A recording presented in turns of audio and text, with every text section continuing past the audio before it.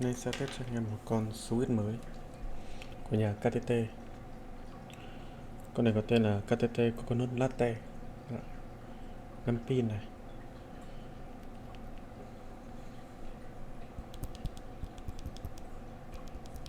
Con này lực nhấn khá là nhẹ. Đây, tháo cho anh em xem thử nhé.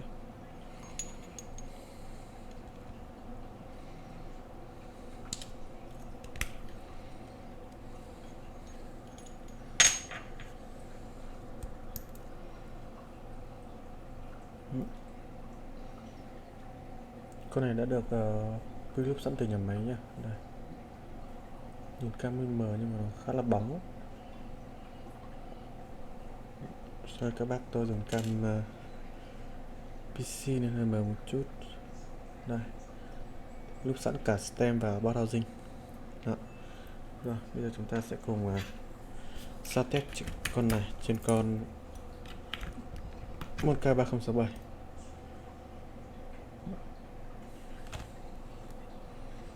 Hiện tại thì trong này tôi lắp full hàng alpha và tất cả phím còn lại, trừ những phím space và những phím cần thanh start thì tôi gắn con khác. Chút nữa tôi sẽ thay ra, tôi sẽ thay ra và tôi sẽ lại cho các ông nhé.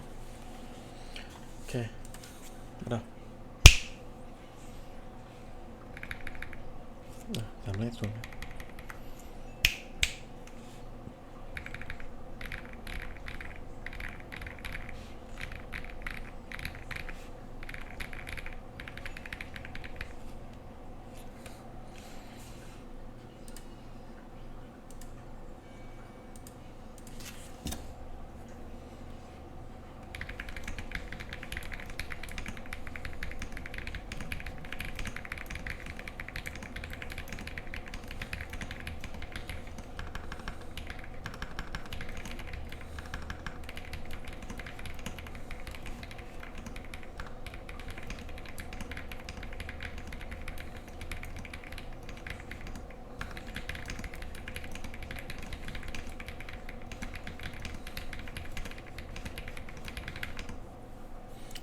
Hơi chậm trước, con này gõ nhẹ quá tôi không quen.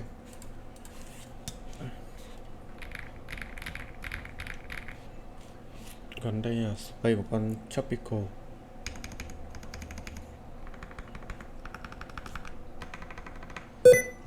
Rồi, bây giờ sẽ thay thử những con đó vào trong space nhé, nghe thử thế nào nhé. Đây, cho V2 này.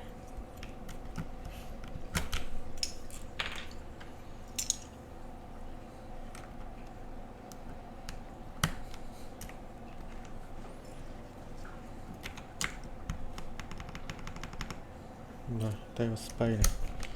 Space cũng đang dùng chốt V2.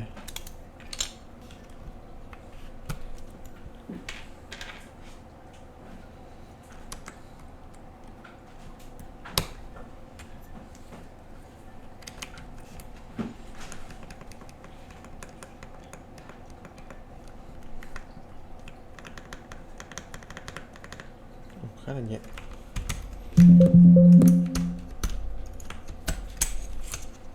Cái này tôi gắn con TU.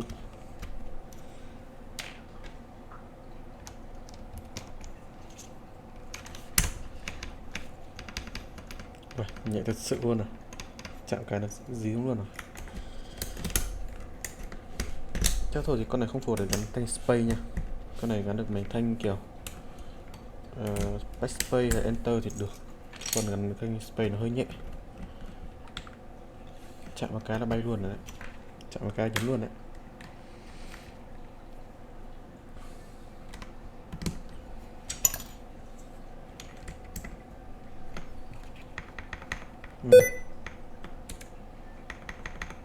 Gắn mấy thanh start khá ngon này.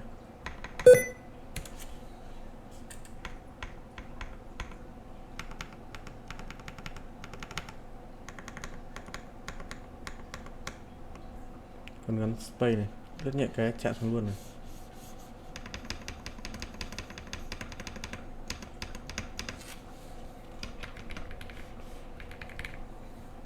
Rồi, gọi lại một đoạn nhé.